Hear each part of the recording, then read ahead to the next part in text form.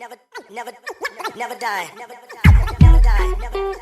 Never die. Never die. Never die. Never die. Never die. Never die. Never die.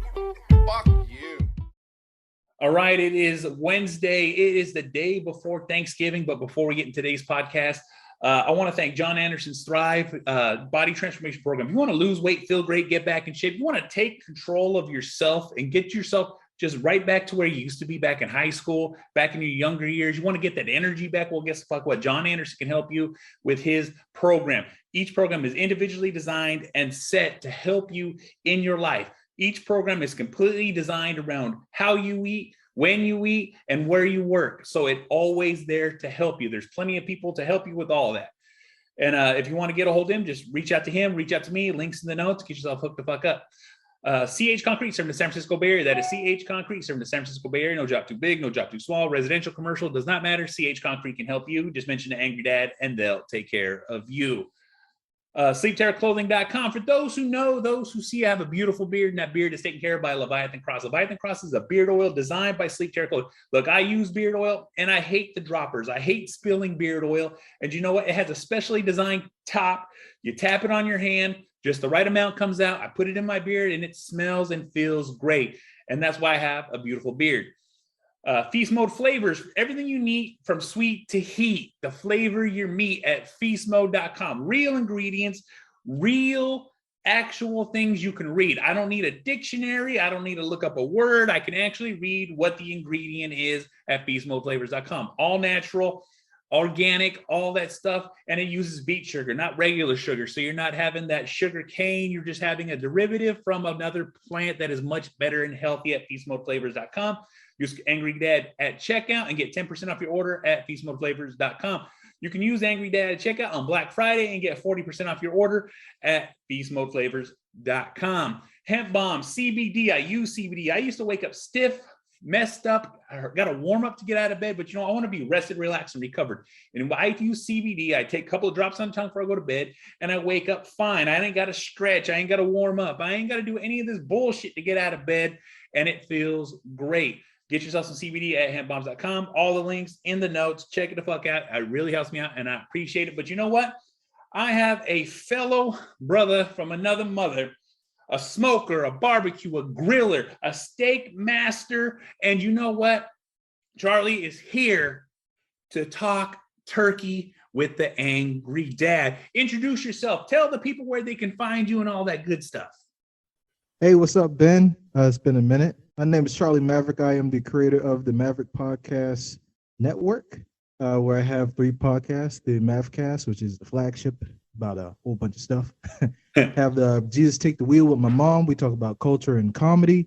And the Backyard Pitmaster Podcast, where I talk about all things live fire. You can find me everywhere by looking for CharlieMaveric with no K at the end of Maverick. And look for the podcast on any podcast app that you have. Look for the Maverick Podcast Network.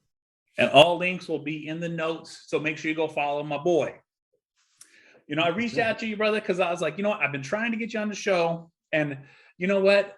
We always talk and smoking and talk and cook. And you know what? I'm actually doing a new style that has just recently become a trend on the interwebs of Instagram, TikTok, Facebook, and all that stuff. And so I'm going to be spatchcocking my turkey. I normally throw a smoke right in the smoker, pan, seasonings, and marinate. But I wanted something different. Have you ever heard or seen that technique? Yeah, I use it on chicken a lot. I haven't done it on turkey that often, but yeah, it's a dope way how to get evenly doneness across the whole bird. Yeah, that's what everyone's, and it's a quicker time because I'm so used to doing like these 10, 12-hour smokes on my turkey, low temperature. But everything that I've seen with this spatchcock, and like I said, I've done it with chickens, but I never ever thought about it doing with a turkey ever. Point blank, just never crossed my mind. And the runtime's looking about almost a little bit about around 3 hours, basically, to cook the turkey instead of an all-day thing. Right. Yeah, so I like to spatchcock because, as you were saying, it does give you that quicker cook time. It's easier to make sure that all parts of the meat is done You don't want to undercook any part like the breast. And it gives you a way to get, I guess, more crispy skin if you want crispy skin, or if you want to turn it over and you want to use a mop sauce, you can get as much flavor in that bad boy as you want. That's it. I plan on using a heavy garlic butter, like Parmesan mixture as I inject my breast this year. Normally, I don't ever inject anything. The farthest I've ever gotten is maybe like one of those, what's that brand? The Creole brand with the guy on it. Tony Chachery. There we go. You know what I'm Yeah. saying? I bought in the kit one year and I deep fried it. It was decent, but wasn't my thing. Oh, okay. Yeah, you didn't like the deep fried turkey type thing. Yeah, I think it was overplayed in my head. You know what I'm saying? I've deep fried everything, but it was just like one of those fads. Remember, like all of a sudden everybody's deep frying turkeys.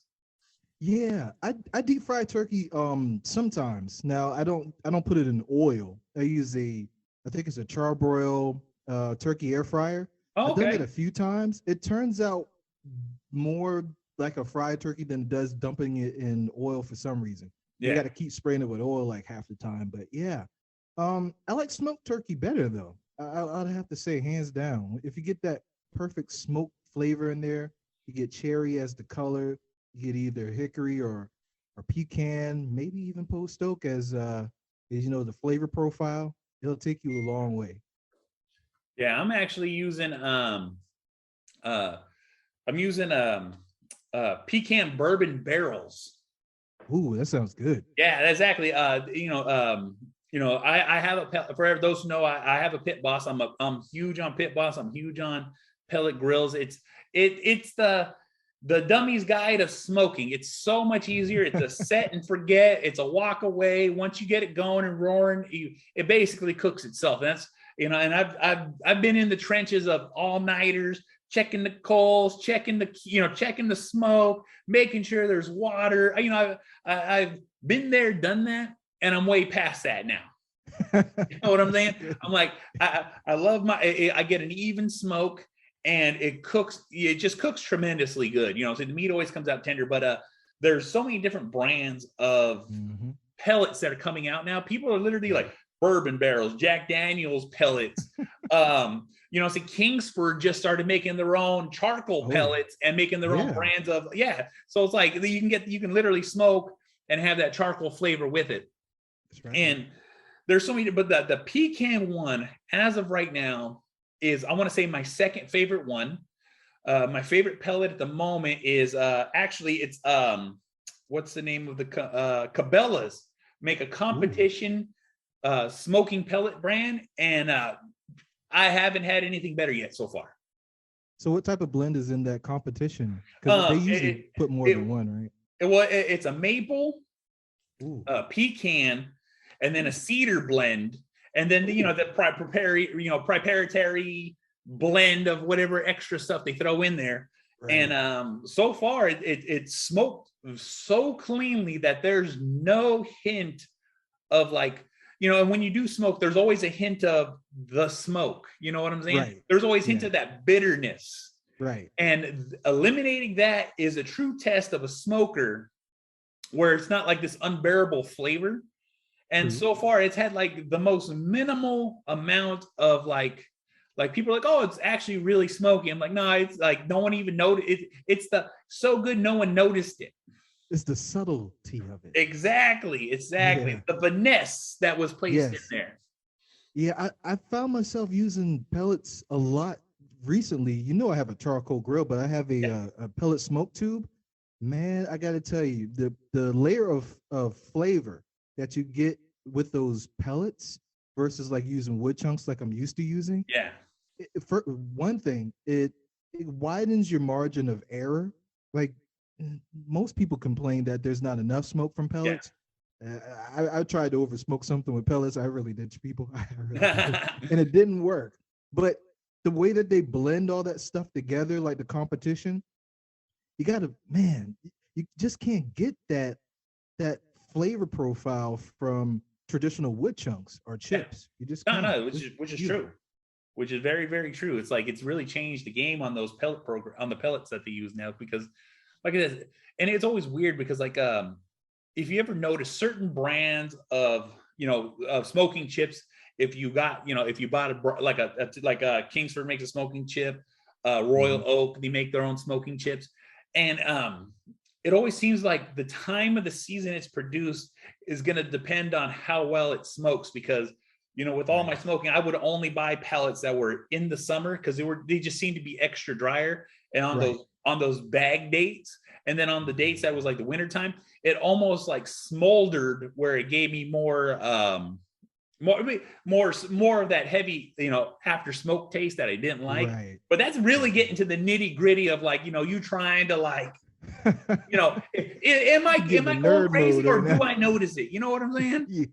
Yeah. I mean, if you cook for a long time, you kind of start to notice certain things like that. Other people don't really notice, passively, they just eat it and they're like, oh, it tastes good. But the pit master is the one that has to be the most critical and look at the different definitions and contrasts that happen. You get to kind of like at a nerd level, you gotta go deep in the weeds, because you don't want, from what I've learned over time, is the way that you want to consume the smoke flavor is that you want it to have like a hint of it when you first bite it, and you want that nice aftertaste. You don't want bitterness between either of them, but you want it to taste like a citrus type flavor, a nutty flavor, depending on the type of wood you're using. That's something that you aspire to get to, and sometimes it's hard to get to depending on the grill that you have. Which is the truth. And it's always crazy because everyone will tell you like individual grills grill their own individual way. It's like a thumbprint, fingerprint. You can have two grills side by side, and each one of them will cook completely different. And it takes time with that machine, that contraption, to be like, this is the spot, avoid this spot. And until you figure that out, you know what I'm saying? It's like, it's just one of those things. Yeah, and I have two Weber kettles, almost identical. And to your point, it's something. It's like seashells. They're all unique. They might look the same, but there's different people make them. They might come off the assembly line, the same assembly line, but there's something different. When you assemble it as the user, the way that you like tighten that screw in might be different from the other one slightly, and that has some differences in how it behaves. I have one grill that's taller than the other slightly, and that wind, the oxygen that gets in there differently. It makes a big difference. Yeah, makes it huge. Yeah, it's huge. It's so crazy, like how technical cooking gets. And like I said, when the whole idea of spatchcock, like I said, I was just watching a video on TikTok, and they're like, oh yeah, for spatchcock, because like I was already like, I got my turkey in the brine, which I'm a big briner. Like you have, to me, it's a must every year. And we've talked about this before. I'm from California, and we have Kinder's. Kinder's is one of my main brands, and they do a brining kit. I get it every year. Oh yeah. It's just like this butter, parsley, garlic, herb mix. You boil it, and then you throw ice in it, and then you pour it into the bag with the turkey. And I always pour it in a pot with the turkey, let it sit for 24 hours, pull it out, clean it up. And when I mean clean it up, just dry it off, get it prepared. And then, and like I said, I'm definitely doing a butter garlic Parmesan injection into the breast, because I'm wanting this savory flavor this year. That's in my head. I picture this buttery like contraption as I bite into this turkey breast, that it's going to be like, just, you know what I'm saying? Like I want it to complement the turkey's got to complement the sides. All right. The sides are the show. The turkey is the presentation, but the sides are the show. Yeah, absolutely. Like, people take that presentation really serious. They call that the make or break moment. If you get asked to make the turkey, God help you, because you better bring all your skills. The turkey better not be too dark, and better not be too light skinned. It better not have little weird speckles on it. The seasoning better be even. It has to have that nice mahogany, and don't bring it on like some trash, like I don't know, Tupperware. You just can't do that.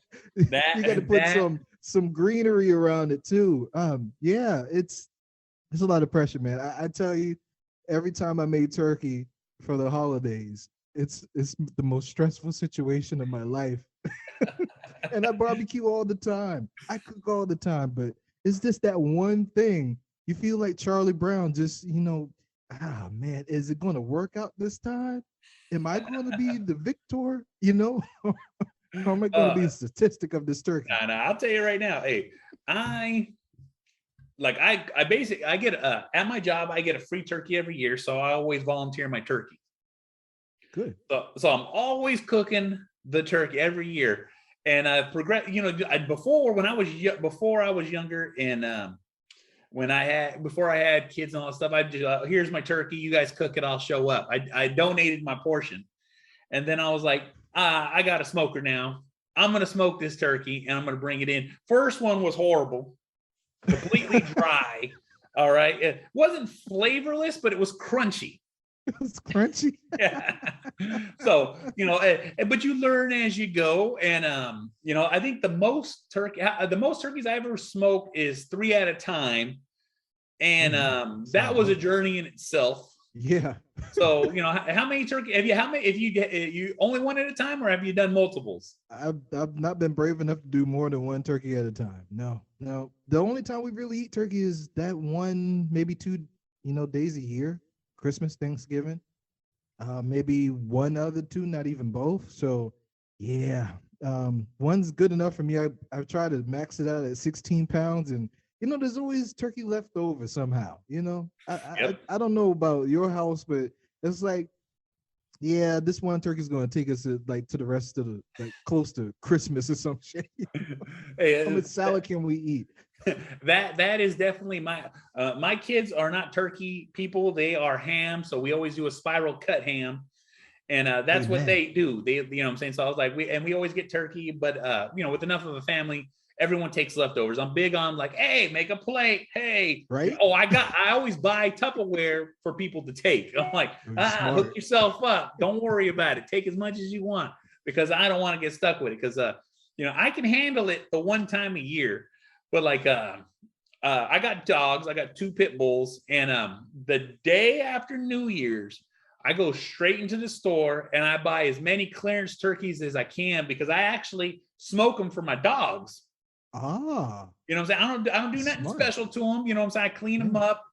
I might throw a little, like seasonings that are good for them, and then just throw them in the smoker, and then I cook it to the point of falling apart. So it's shredded turkey. You know what I'm saying? So I'll pull them out and just like, yeah. Dogs love it. Yes, I love shredded turkey. Oh yeah. If you haven't tried it, please change your life. Telling you. Hey, and two, like I think the cheapest I've gotten them is about 7 cents a pound. Damn. Yeah, but like I said, this year has it. That's the after Thanksgiving, after Christmas, no more holidays are popping up, and they're like, oh, we got way too many fucking turkeys. Let's, you know what I'm saying? Instead of spending like, $20 to $50, I literally buy them almost like $5 a turkey. I mean, that's a great deal. I don't know if that's going to happen this year, though. I hope. Well, I kind of bank on it, but if it doesn't, I understand, because there's been a lot of limited supply of everything. Oh yeah. So tell me more about this turkey, man. So what are you going to season it with? Actually, I wasn't too sure what I was going to do. If I was going to go spicy, or if I was just going to stick with the buttery style. I have this butter herb garden seasoning that I'm going to use. So I was thinking about, just because I'm doing the butter garlic Parmesan injection into the breast and into the legs, and I might do it into the wings too, but the wings ain't got much meat. Right. But I'm going to do that. And so I was thinking of doing like this nice, like buttery outside too, you know what I'm saying? But it's going to be like more of a salt, like, trying to think like a rosemary style, you know what I'm saying? Most people do butter and rosemary. Yeah. I actually have a huge rosemary bush in front of my house that we constantly hack at and use up.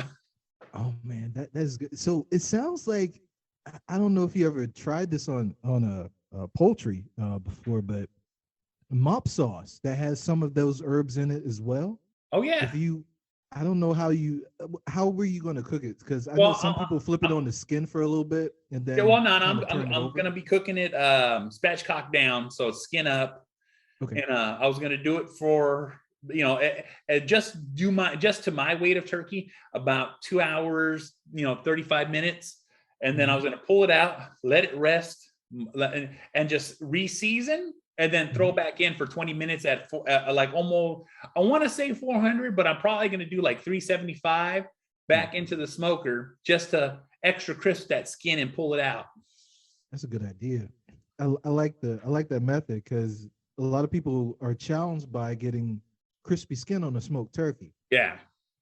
And I've run into challenges like that with chicken sometimes too. Like, and I don't know, every time I use post oak, for some reason, that specific wood kind of makes it rubbery. I can't quantify this. Yeah, no, it's like that. Like I said, it's like that's when it gets to that nitty gritty where like no one else would notice, but it's like just got this slight pull, and like, why is that happening? Like I don't understand. It's man. Yeah, it's crazy. It's crazy, and and I'm a Kingsford person. I grew up charcoal 100%. I was like, fuck propane, fuck these pellet smokers. I only rock Kingsford. And life. Oh yeah, and that's how I used to be, because I was like, I love charcoal flavor. I love that taste it has. But as I get older in my age, I find myself getting lazier. And now I own a propane grill and a pellet smoker, and I'm like, I can't go outside. I ain't got time to fire it up and get it going. You know what I'm saying? I want to eat now. Right. Yeah, that's a big hurdle for a lot of people. Convenience and consistency, because charcoal, I mean, you got a lot of variables with that thing. So many variables. If it's raining, if it's windy, if there's shade. Yeah. I just can't tell you how many times I was like, well, let me rinse and repeat. And I couldn't, because it's a little overcast that day versus the other time. And it's a struggle to get to that last, tenth of the temperature you want to get to. I'm like, it's going to take me about an hour longer just to cook this thing. Then you try to overcompensate, overshoot your your grill temperature. You're like, oh shit, I got to make sure it doesn't burn. Oh yeah. I want to say it was last year. It was actually raining here for Thanksgiving. And I had set my turkey to I set it to smoke at 11 o'clock at night. So by 12 o'clock in the afternoon, it was going to be done. And then I could let it rest before we barbecue. But because of the rain and because of the chill factor, I actually had to leave it in there until the entire, I didn't get till temperature. I didn't even let it get to rest. I had to leave it in there till it hit temperature right before we left the house to go to the Thanksgiving. And I'm like, what are you doing? I let enough time. Luckily the turkey came out perfect, because the car ride from my house to my sister-in-law's house gave it just enough time to rest and still be basically hot enough to serve. You know what I'm saying? But I pulled the rabbit out of my hat with that one. Yeah, you got lucky with that one, man. A lot of people don't get the variables and all that. And, I get asked the question a lot. How long is it going to be? I mean, I'm okay with math and all that, but those calculations, I don't know. I got to be a meteorologist also, because I got to figure out what this ambient temperature is doing out here. Exactly. You're good with it a little bit, and then the wind kicks up, and you're like, oh shit, that is like a true sign of a barbecuer already knows the weather for the next day cooking. Yes. You know what I'm saying? Like, I checked the weather report. I think we're gonna be good. And you make contingencies just in case it's not. Yeah. Oh yeah. You have to have contingencies. I always have the backup oven method just in case it gets that bad, where I'm like, all right, if I wake up in the morning and all of a sudden it was supposed to be clear, but now it's raining, guess what? I'm going to throw it in the oven and we can just set it and forget it. And by the time we're ready to eat, it'll be ready. Have you ever, and I always judge like California by this Tony song. It never rains in Southern California. So I asked this question to you. Have you ever got caught in the rain in the middle of a cook? Oh yeah. Oh yeah. But I'm a year-round cooker, and it's funny. I just seen I took my wife. I want to say 2 years. We saw Tony Tone Oh, live, oh, and man. yeah, it was the fucking amazing. You know what I'm saying? They still got it. They still got They it. still got it. They still got it. And but out here it does rain, but it's sporadic. You know, so it'll rain half the day. Like if we get a solid day of rain, it's all hell breaks loose. But like normally, like we might get an hour or two and then it dies out. You know what I'm saying? The wind picks it up and moves it. And but I have been caught out in the rain a few times where I'm all of a sudden I'm smoking and you know, everything's all good. I'm having a beer, the sun is shining, birds are chirping. I go inside to use the bathroom and I walk out and I'm like, and we got a sunny, rainy day. So it's the same over here. Okay. Oh yeah. The meteorologist in the mornings like, yeah, it's going to be 2% chance of rain. Oh, I'm in that 2 percentile. Oh, great. Exactly. That is the truth. As soon as I plan to do something, you know it's gonna happen. You know it. It's crazy. I feel sorry for you guys out there that are about to smoke this turkey and you don't have a canopy. God bless. That's it. And like out here during the summertime, no, not a lick of rain. It's beautiful, but as soon as the wintertime hits, just like right now, out here's about 53 degrees in the morning, and I'm a little bit on the outside of the Bay Area, so it's about 53 degrees early in the morning. But as soon as the sun pokes its head out, we're about 65, 62 to 65 degrees pretty much all day during the winter. Perfect. Oh yeah, you know what I'm saying? It's not too bad. I do like it right at 70, 71 degrees, but you know, we can't always have what we want. Yeah, we're hitting like 50-ish as a high right now, but you never know. The sun comes out and there's no wind blowing it. It could feel like 71. Oh yeah. I'm confused if I should wear a jacket right now. See, nobody wants to get cold in this climate that we're in. I'm still in sleeveless shirts and shorts out here. I see. With it being Thanksgiving, what are you have any football predictions? Man, I haven't kept up to who's scheduled to play. I assume that's going to be Dallas. Oh yeah, Dallas is always playing, and I'm gonna pull it. I should have had it pulled up already, but I don't know why I didn't. But I'm gonna pull it up right now. I know this because the Raiders are playing. You know what I'm saying? And I'm a Raiders fan. You know what I'm saying? Always rock the Raiders. Even though they moved, you still rocking with them? Still to this day, silver and black. You know what I'm saying? It's the only way to go. And the reason I say it like that is because let me tell you something right now. Until when you go to a football game, you'll notice the atmosphere. But when you go to a Raider game, it's to the next level. Yeah, I've heard. That's it. You said the question: am I going to get my ass beat or not? hey, and it is known to happen to those who get out of line. But if you're there to have a good time, man, everybody at a Raider game will pass you a beer. You know what I'm saying? You look thirsty, bro. Here you go. And then everyone's there to have a good day. So for tomorrow, we got the Bears versus the Lions. Ooh, that's going to be a shit fest. Oh, yeah. Well, right now, 71% going for the Bears. Yeah, because the Lions. Yeah. I got them predicting to score the least amount of points this week. Yeah, you're probably right. And we got the Raiders in Dallas, and the Dallas is basically at a 95% win rate. Just for my Yahoo app right here. I'm still going with the Raiders. Don't give a fuck. I rock it till we going home. Yeah, the Dallas had a tough loss this past weekend, man. Yeah, so did the Raiders. Yeah.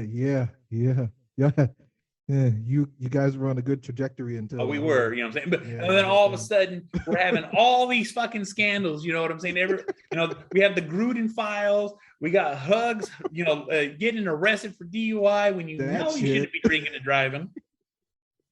Oh my God. That's it. And then we also have one more game. We got the Bills and the Saints. And the Bills right now are 86% win rate.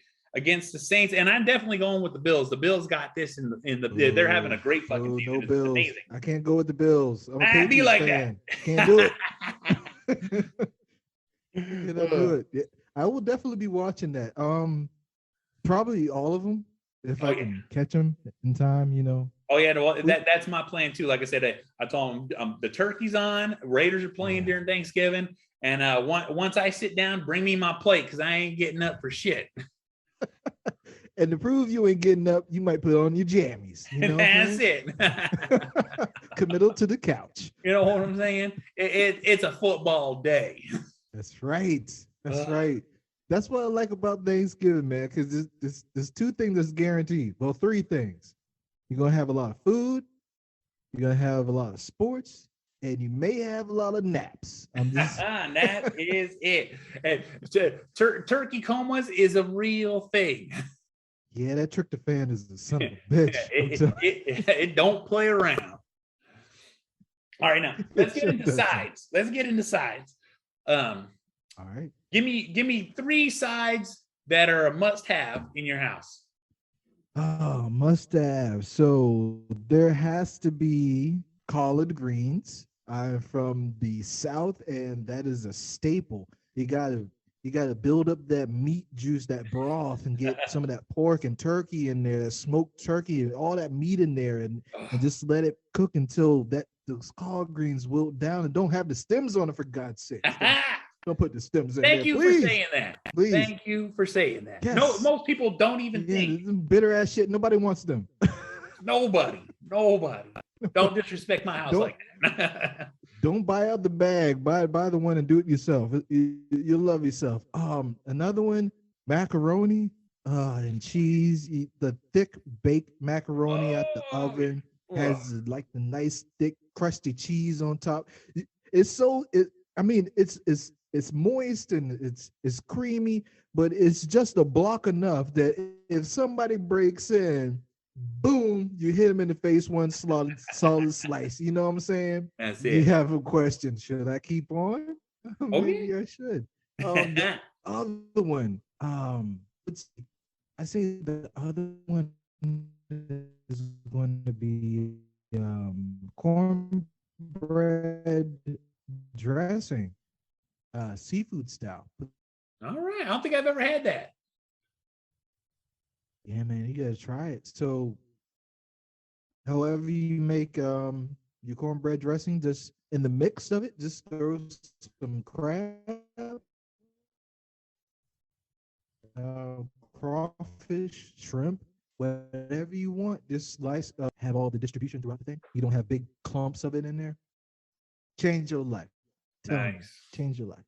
Nice. I'm gonna definitely have my wife look up that recipe. My wife is a tremendous cook, and so I'm pretty lucky with that. So I do the meat, she does the sides, and so for me, gotta have mashed potatoes, gotta have yams, and you know what?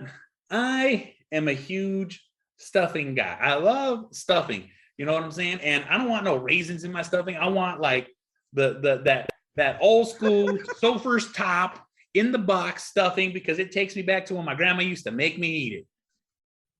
Who's putting raisins in their stuffing, dude? You'd be surprised, bro. You'd be surprised. Like I've walked into places where there's like I don't need it fancy. You know what I'm saying? Raisins, craisins, I don't care. You don't put that in stuffing. No. Leave. No. God, no. I know. Scoop in my mouth a little. Yeah, that's what I'm saying. It's like I've been to places where like, yeah, and raisins. I'm like, now I don't want it. You know what I'm saying? Don't we have this cranberry sauce on the side for a reason? You guys got to put the tart shit. It gets drizzled on everything. You know what I'm saying? Now, do you prefer canned cranberry or homemade? Say again? Canned cranberry or homemade? I could go without either, but if I had to, I would say homemade. If you're gonna do it, you gotta do it right. I'm just saying. If you're in a tight pinch, the can will have to do. But you know. I respect that because it's true. Something about that Jello coming out of that can just never sat right with me. And so I'm like, homemade. I'm like, okay, because guess what? It's like a gravy almost. You know what I'm saying? It smothers everything nicely. You know, I question the people that look down on others that eat Spam because it comes out of a can, but they love cranberry sauce that comes out of a can in kind of the same gelatinous way. I'm saying. And I love Spam. Spam's one of my favorites. You know what I mean? Yeah. I grew up eating it. One of my newest things that I've actually discovered is called musubi. You ever heard of that? I haven't. Explain, please. Well, what musubi is if you go into like I don't know if you guys have L&L's or like Aloha, you know, Hawaiian, or you know, like and a lot of sushi places have it where it basically like a bed of rice, a piece of Spam on top with like this teriyaki sweet seasoning in the rice with a little bit of like this little seasoned salt they put on. And it's got a piece of seaweed wrapped around it. Oh my God, it's fucking tremendous. Oh, I'm hungry now. I know, me too. I was like talking about all this stuff. I'm like, and I can eat stacks of those musubis too. Once I get them, I'm just like, just killing the game. That's it. He was taking them out. It goes like that. You know what I'm saying? But you know, like you know, every time we get together, man, it's always like something good like that. Yes. Amen. All right, now let's talk pies.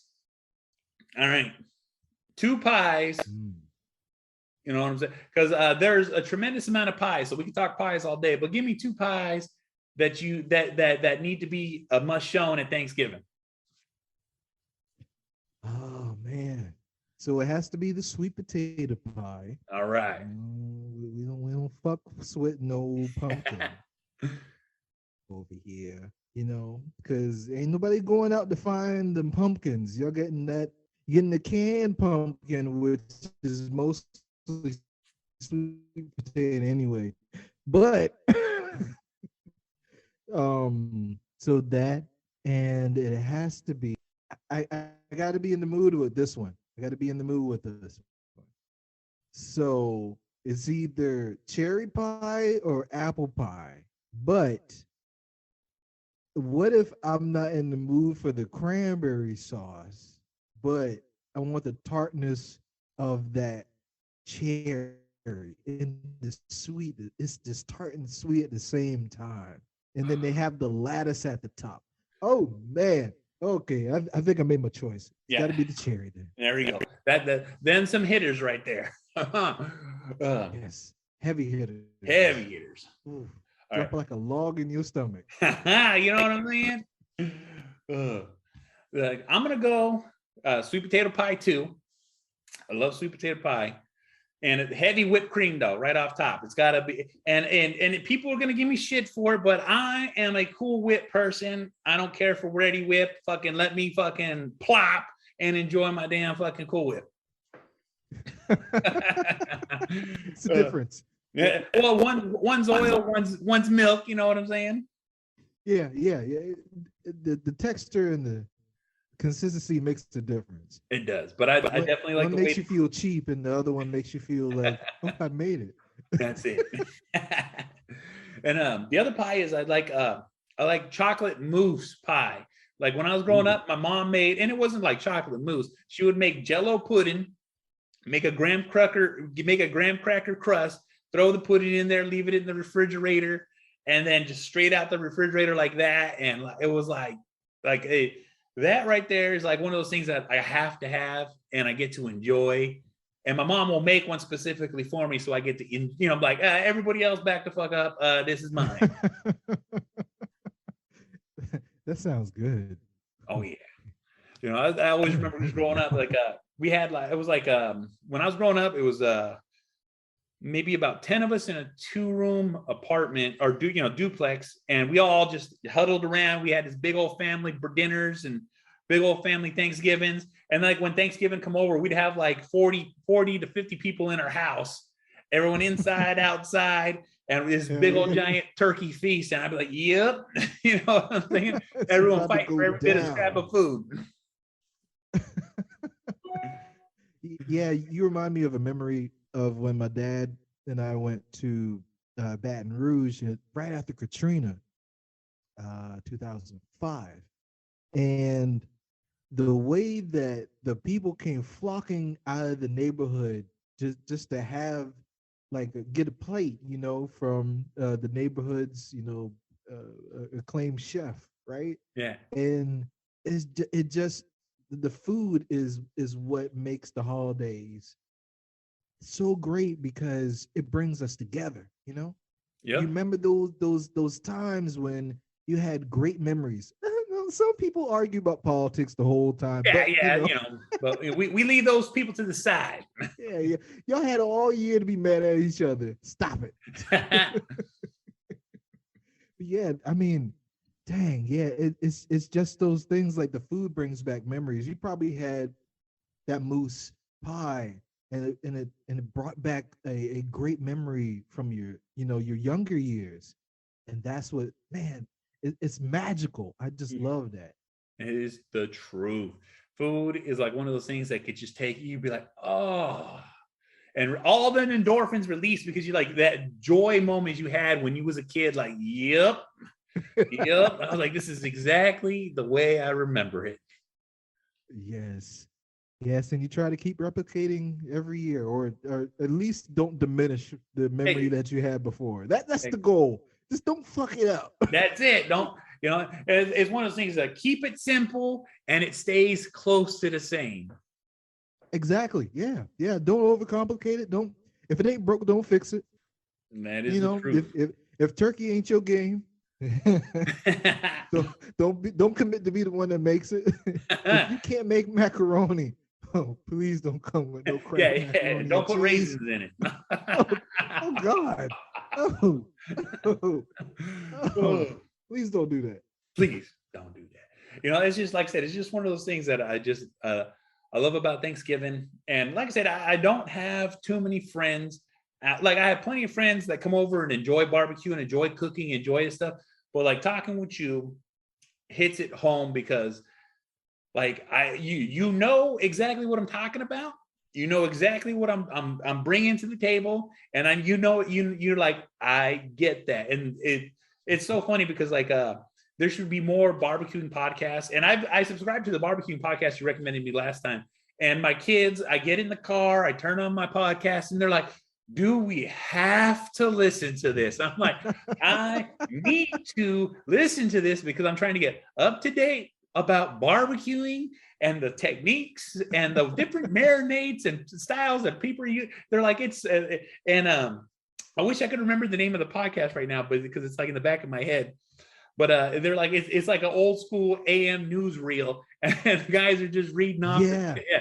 Yeah, the Barbecue Central podcast. That is it. Yes. Thank you, Barbecue Central podcast. You hold a big majority of my phone memory up of episodes that I've listened to. Mine too. I'm not gonna lie. I have a couple of episodes in the queue that haven't finished yet. So. Oh yeah. And it's funny too because, like I said, as soon as I turn on my car, and the podcast automatically plays right when I start, and from whatever I was listening to, and when it comes on, they're like, do we have to? And even my wife, she rolls her eyes, like, just put some music on. That podcast is one of the reasons him and so Greg Rempe hosts the Barbecue Central podcast. Yeah. And he got Malcolm Reed that does the How to Barbecue Right podcast. Yeah. Both of those, it made me want to do the Backyard Pitmaster podcast. For those that aren't competition cooks, I'm not a competition cook. I just like to cook outside and not burn the damn backyard down while I'm doing it, just trying to make some good food, be a little healthy, get some carcinogens up in my body. You know what I'm saying? But yeah, I mean, those podcasts, they might seem boring to some other people. Like, the kids might not get it, but they're going to look back one day and they're going to be like, you know what? I remember that time I was in the car. I was like, why is this shit on? And then all they can do is start listening to podcasts just like that. Yeah. And you are like your parent now. that is the truth. It's so funny because like I take so much, everyone who barbecues takes pride in their food. And I always laugh at my kids because they're like, I don't want to eat this. And of course they eat it, you know what I'm saying? But their kids are going to complain about everything. But I'm like, you guys don't even understand the quality of barbecuing that you guys are eating right now, because, you know, I like I said, I'm not the best, but I do consider myself restaurant quality of tenderness, taste, and just presentation. Because like when I you know, I got my special chopping board, special knife. I'll slice them ribs up so that it just don't fall apart.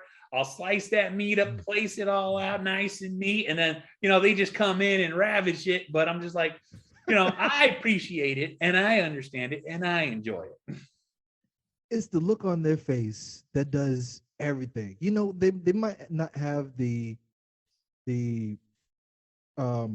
predisposition that we have, you know, of just waking up in the morning and thinking about, well, the next time I go to the grocery store, what type of meat am I gonna look for? You know, looking at these YouTube videos, you know, it's a love that we have, you know. Yeah. It's you know, just to have that reaction on their face is everything. You know, you just don't. There's two things you want to do. You don't want to burn it.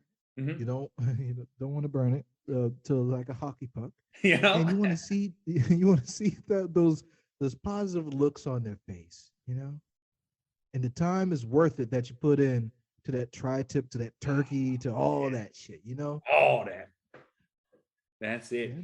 So, you know, well, I guess we can keep this one a little short, but before we leave today, I want to know, what is the next thing you plan on barbecuing? Oh, that is a good question. So okay, so this might seem really weird, but I had this urge to do a grilled cheese on the grill. All right. I'm not going to say I'm original with this because I saw this on, I think, the Kamado Joe YouTube channel. I think I've seen the same video. Yeah, I'm not going to make it exactly like that, but he just, when I looked at it, I'm like, oh damn, why the hell wasn't I doing this? Because I had this podcast on my network maybe a little over a month ago when I had this debate on Facebook, and I know you saw that debate on Facebook about you know, the mayo or the butter on your grilled cheese sandwich, and I lost my shit. So I'm thinking of kind of recreating that with a slightly different cheese and maybe just the loaf bread, you know, to keep it traditional. I want to see how that turns out.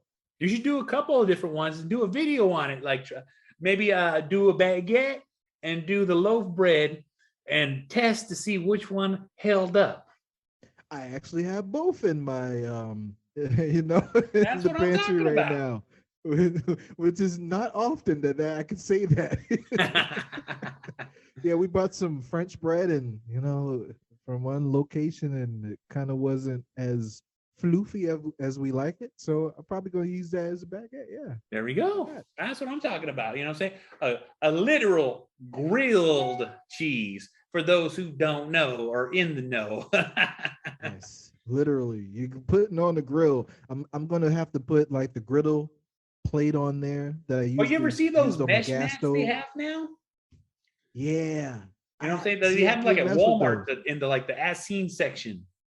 Yeah, I need to find one. I haven't messed with those yet. I need to do that. So what I want to do is I want to get a little smoke in there, but I still want to have it on a griddle plate. I want that cast iron to hit it because you want that crust. Yes. You want that crust. I don't know if that mat will do it, but I don't know if it will either. Cast iron.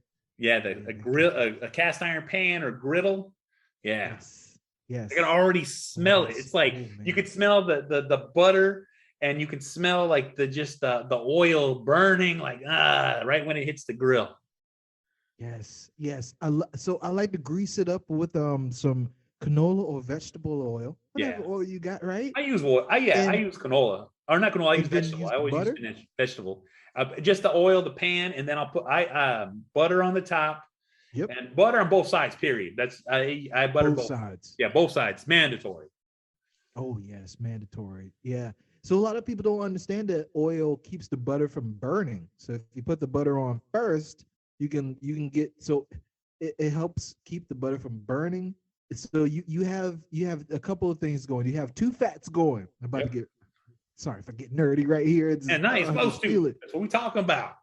Yes. So you have the oil that sets the precedence of this area, right? Then you put the butter on for flavor. Now the butter is the flavor, and you want that to permeate through the bread. So you butter both sides of it. Don't go cheap on this. You're Can't. probably going to use a whole stick of butter if you make two of these sandwiches. I ain't gonna lie. And Look, you got to use real butter. hopefully None of that fake shit.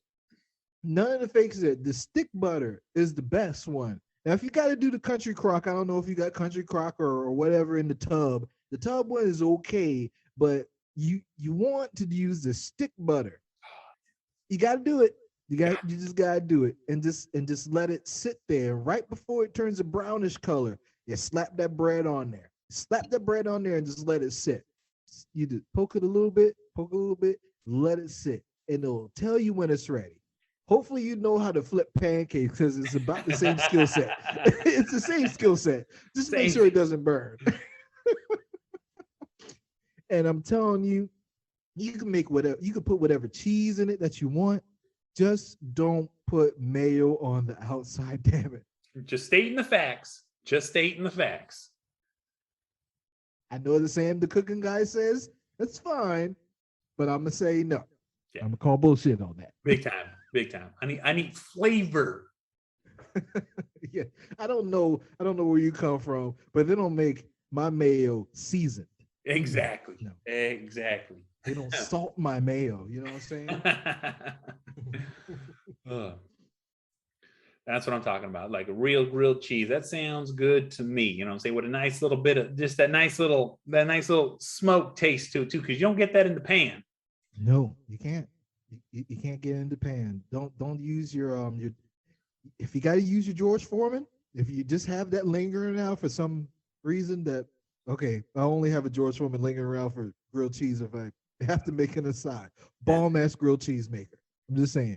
But get out there on the grill, get you a little get just a cheap cast iron skillet. Yeah. Put it on the grill and just go to work. That's it. That's what I'm talking about. What are you gonna make? I actually bought you guys have Winco out there? Winco. No. What let me see. What type of store is it? Maybe we have It's like a grocery store warehouse chain. It's like where you like go a to get Costco? like really bargain based prices, really good. It's like it'd be like a food for less or a pack and save. I got you. Yes. Yeah. Yes. And I went and randomly out of the blue, they were selling bulk bags of riblets.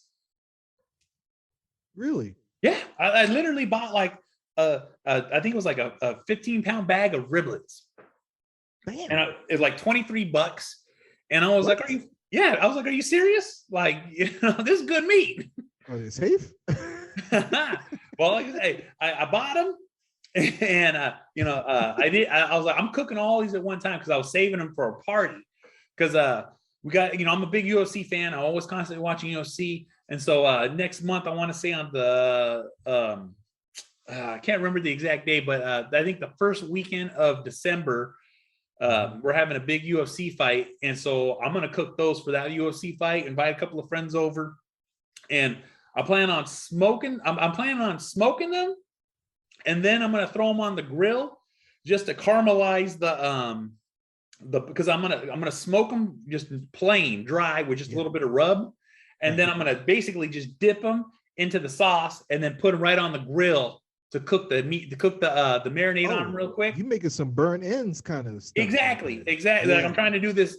I'm trying to like get it this certain, because I want them sopping wet, but I don't want them like just tacky or like, how when you cook it too long, it gets really like almost like a molasses, but I don't want that. I want to kind of like wing style, almost like if I tossed them.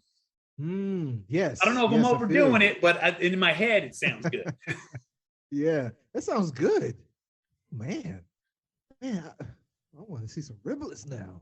Oh man, riblets. Yeah, riblets. All it is like the top end of the rib against the spine. You know what I'm saying? Yes. So it's like it's like the junk end of the rib, but it has these little small bone, like, you know, the like spines or whatever bones in them. So it's a piece of meat with a little bone in the middle, and I actually think they're delicious. You know what I'm saying? And they're real quick to cook and real quick to eat. So it's almost like it would be the chicken wing of the pig. That's right. You know, on the southern East Coast, I would say we call them rib tips. Yeah. And people. Here's what you gotta do. If you go into a store and you see one or two things beside each other, you see a spare rib and it just say spare rib, and then you see a St. Louis cut. Don't get the St. Louis cut. Get the spare rib. Go on YouTube. Look up some videos on how to slice that rib tip off, because you're selling yourself short because a butcher went ahead and cut those rib tips off and charge you the same price as you would with all the extra meat that they just took off. Don't do that. Don't do that. Don't do that. True. You will love yourself. Big time. Big time. Love ribs. There's to me, there's no perfect meat than the rib. And that's whether it's beef or pork. It's just. Absolutely. I got to agree with you on that one. It takes a lot for somebody to screw up a rib. You know what I'm saying? It does. People have fucked up chicken a lot more times than they have fucked up ribs. That's it. Because the rib is so subjective in the texture and the taste of profile. Look, when you get Chinese ribs, you know, the spare ribs, they're not tender. They're really not tender. No, they're tough. They're kind of chewy. They're tough, you know? Yeah. But that's a nostalgic flavor. That's a flavor profile that people love. Yeah. You go to, you know, the pit masters and all this, you get the bite through, and then some people just love the pull, you know, just to fall off the bone like you put it in the crock pot. It's so subjective, but it's always good. No matter what happens. My grandmother actually used to fry the rib. You know? Just fry it like a piece of chicken. Lose your mind. You know what I'm saying? You know, it's funny as you say that is I'm Mexican, and carnitas is made with a variety of pork. And so a lot of it is rib meat. And so when they fry it like that in like this fry, it's like a special pan, I can't remember what it's called, but they throw it in there and basically you're eating fried pork. So a lot of it's just fried rib meat. Yes. And it's delicious because it's crispy and it's not tough. It's like just like like it literally melts in your mouth when you eat it. It's amazing. I tell you, if I can choose between like this bone-in pork chop that's fried, because that's a really big thing in the South, and a rib, like a slice of the rib that is fried the same way, I'm taking the rib. I'm just telling you. I'm sorry. We're in the same boat because I'd be doing the same thing. I like to say it's just like I said, there's no perfecter meat than the rib, and in every facet it comes in, because it's so weird how so much flavor can be packed into some space of meat right there between these bones. And yet, no matter how you cook it, it all, like, even if you didn't put sauce or seasoning on it, it would still taste good. Exactly. Salt and pepper ribs with a little bit of garlic powder. Yeah. That's all you need. Yeah. You can put this bad boy in the pressure cooker, still not fuck it up. I'm just saying. Still just saying. Oh man! And if you, if the rib ain't your jam, you know, you don't like it, to use it by, you know, itself, just put in your collard greens, man. There you go. There you That's go. Smoked ham hock right there. That's what I'm talking about. Go full Southern on you right there. Well, Charlie, thank you for coming on my show. I know it's been a long time waiting. We had a couple of scheduling conflicts, but we finally got together. And you know what? I appreciate you coming on. I appreciate you as a friend, because let me tell you right now, you put on a good barbecue show. I listen to it. And you know what? You know what you're talking about. And you know what I'm saying? It's always fun to communicate with people who are like-minded. That's what I like to say. Yes, I appreciate the love, man. I always tell people about your show. Are you still doing the movie Oh yeah, podcast? yeah. I just posted one today. I just watched Ghostbusters Afterlife, and so I did a quick little yes no on that one. And I'm gonna just spoil it. It was a yes because it was fucking awesome. Okay. No spoilers Yeah, yeah. to No spoilers. past this, but I do have one question. Yeah. I do have one question. It was really important. It's really important. Is Bill Murray in it more than 5 minutes? All right, now let me tell you something right now. Don't worry about that. Oh, come The on. movie, he is in it, and it is more than 5 minutes. Okay. But the thing is this movie is all right. If you're making a three series movie, this is perfectly ended. This is perfectly done because it gives a pathway to make more or to put a bow on it, depending on what they want to do. There's no, it's so well, it made me feel like I was back when I was a kid and I first watched this on TV. I was like, what is this? This is amazing. And I'm like, yes. Every character adds up. There's a few, things here. There's even a Goku reference. But what? Yes. Oh, you have me. No, I'm not going to spoil it. I'm going to keep that to myself. Yeah, keep it to myself. But there's a Goku reference in here, and so good. I'm watching it now. Oh yeah, you have to. Hey, me too. I spent $7 on the matinee. You know what I'm saying? $7 a person. Took me and the kids. I literally spent $100 going to the movies, taking my whole family. And I'm going to complain about to the end of time because these kids cost me an arm and a fucking leg. But it was a great movie.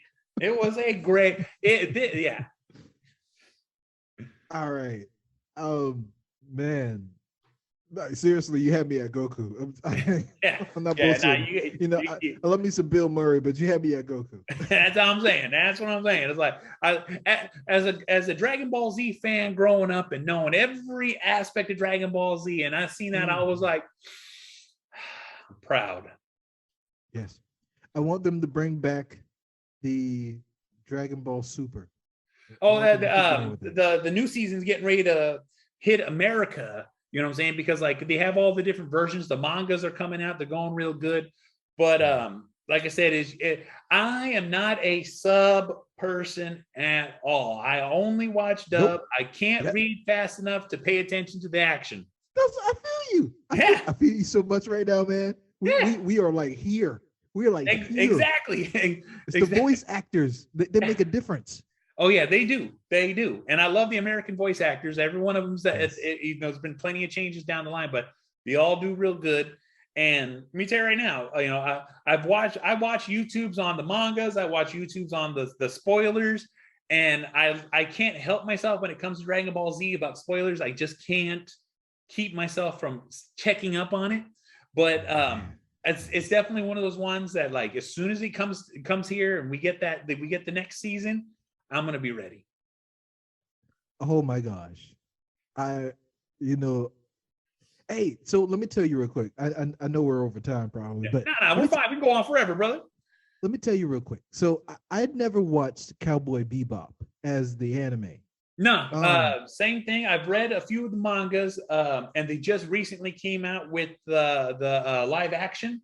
So I'm about to watch Cowboy Bebop and then go to the live action. Yeah. So we haven't. I don't see. Here's the thing.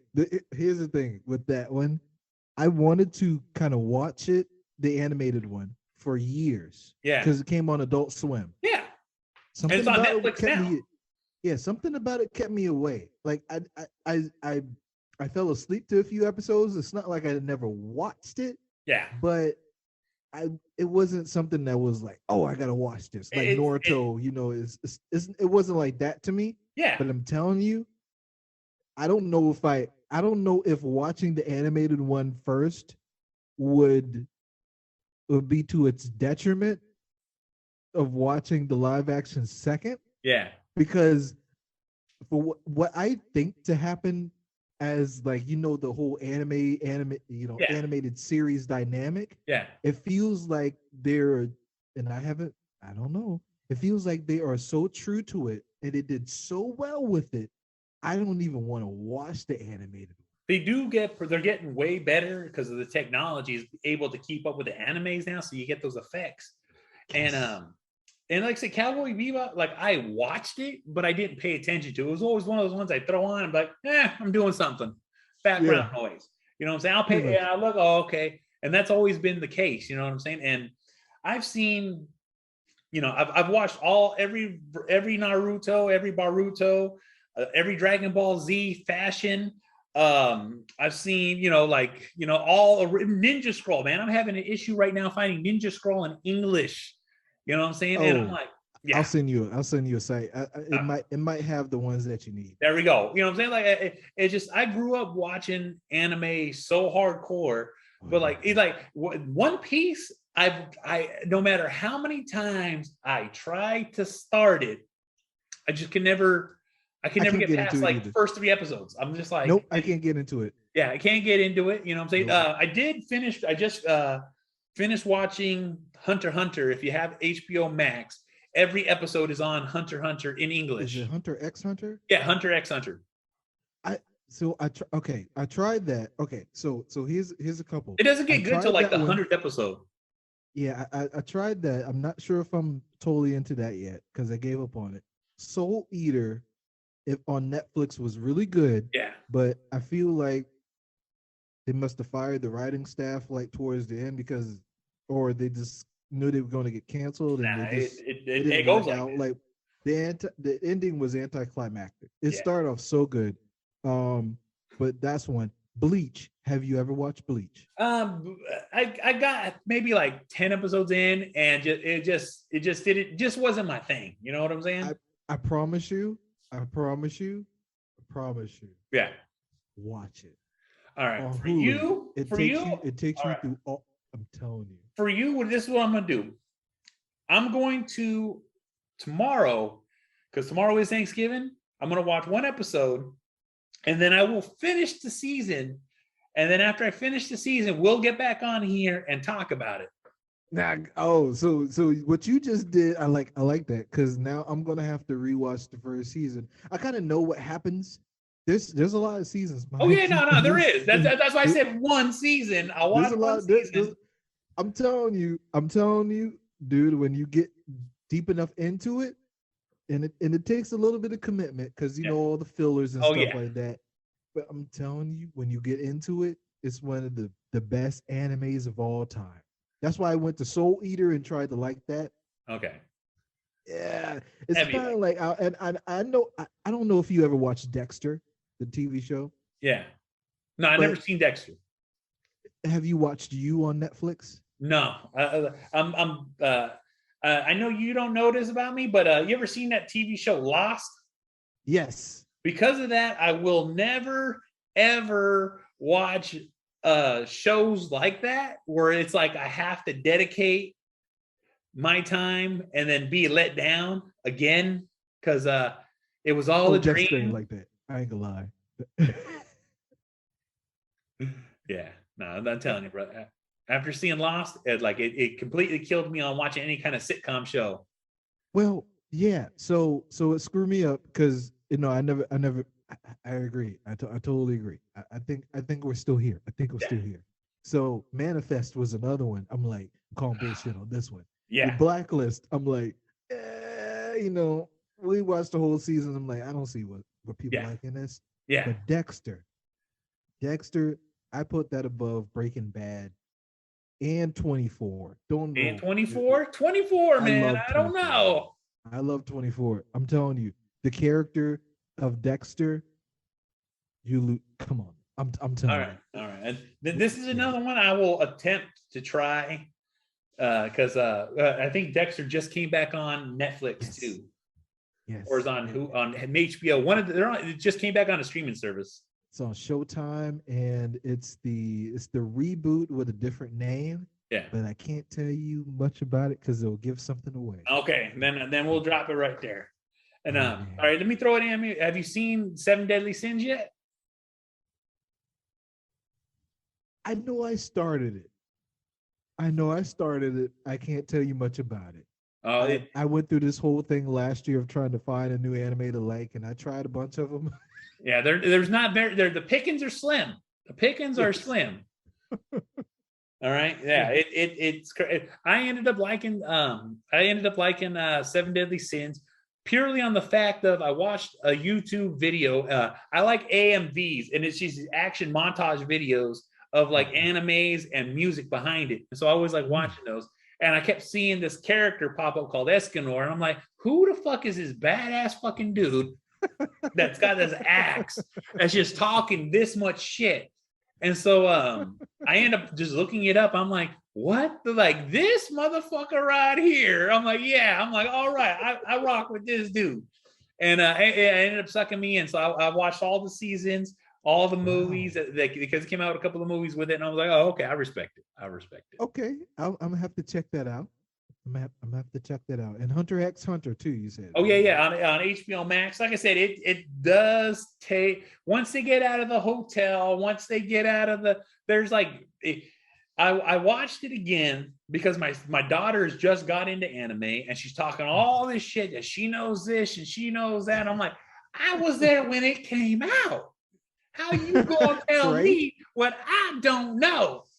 And so, you know what I'm saying? On your name. Yeah, exactly. Put a little respect on it. So I rewatched everything, got fresh up to date, and I was hitting her with facts, and she was just like, exactly. Man, I'll tell you one thing.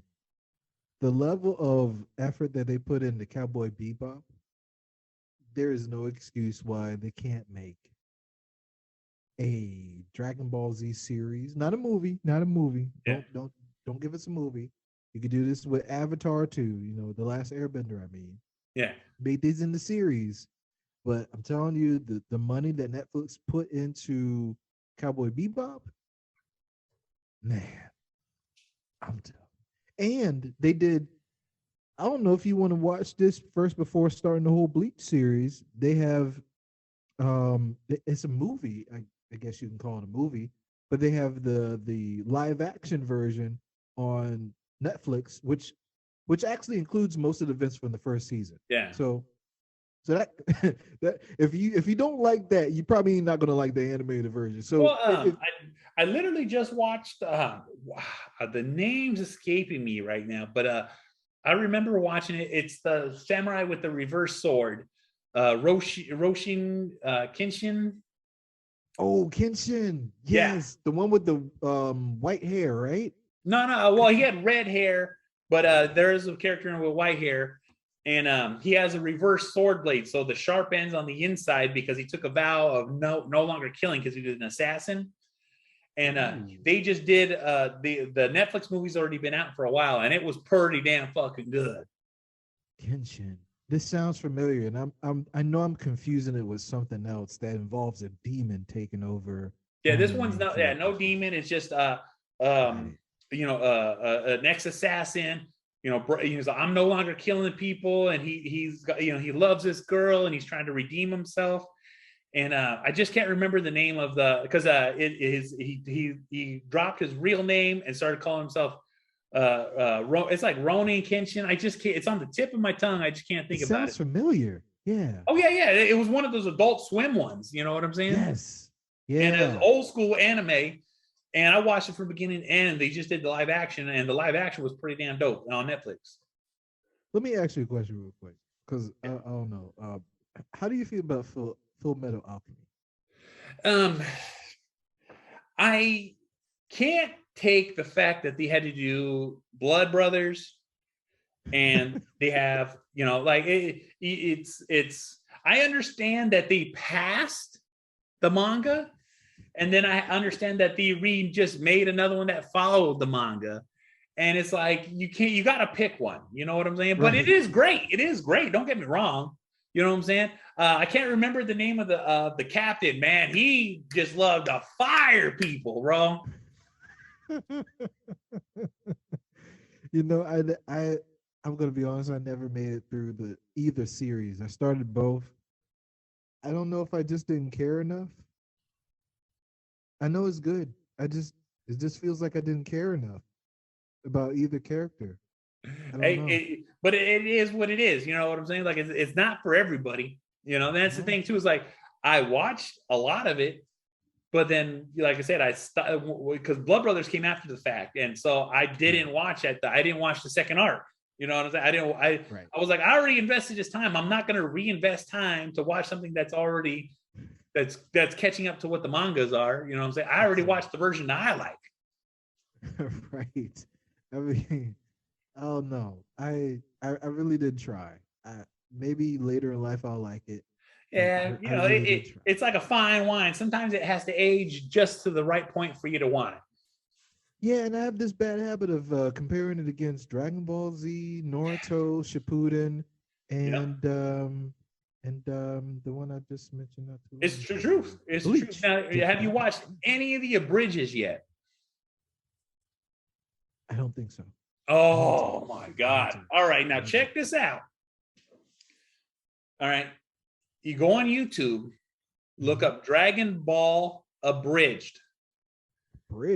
Abridged, all right? It only goes so far, but it's a parody version of Dragon Ball Kai. All right, the episodes are shorter. Right. And it's literally the funny version of Dragon Ball, and it's its own story. It follows the general story, but it's just so hilarious.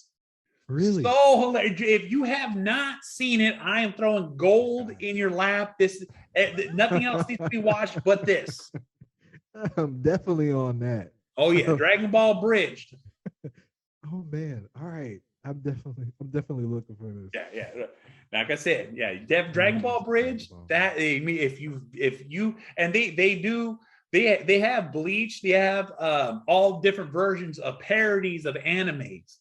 So I just literally cracked a book for you right now, and it's going to be up to you to follow through on that one. And make sure, shoot me a text after you see the first episode. You know I will, man. I'm game for that shit. That's what I'm talking about. Oh, all right, brother. Tell the people where they can find you. Yeah, man. All over the internets. You can find me at CharlieMaveric, MAVERIC. All over the internets except a few places. I guess I'm not all over the internets, as I said. So I'm definitely on Facebook. I'm definitely on Twitter. All the podcast platforms, search for the network under the Maveric Podcast Network. You can find all the 3 shows that I do. And I'm always happy to have new followers. So find me. I'll put all those links in the notes so you guys can easily find them. Also, too, I'm part of the SIP Network, it's a slightly irregular podcast network, group of powerful podcasters that they're sharing their shit. That is sipnet.us. Network SIP on Twitter, SIP Network on Instagram. Make sure you like, share, subscribe. It really helps us out. Take everyone to podcast platforms and shows and websites, all there at sipnet.us. Jon Andersen's Thrive. Get yourself back in shape, feel fucking great, and all that good shit with deep water motivation with Thrive. Links in the notes. CH Concrete, serving the San Francisco Bay Area. At CH Concrete, serving the San Francisco Bay Area. Check him the fuck out. Just mention Angry Dad. sleepterrorclothing.com. Get yourself some fucking beard oil. Get it hooked the fuck up. Get it, they got shirts, hats, art prints, and a Black Friday sale going on. Buy one shirt, get one shirt free at sleepterrorclothing.com. Same thing with the beard oil. Feast Mode Flavors. Get yourself hooked up. Angry Dad at checkout. CBD, Hemp Bombs. Use the link in the notes. It really appreciate it. All that good shit. And I'll see y'all motherfuckers on the next one. Fuck. Never die. Always living. Always living. Always living. Always living. Always living. Always living.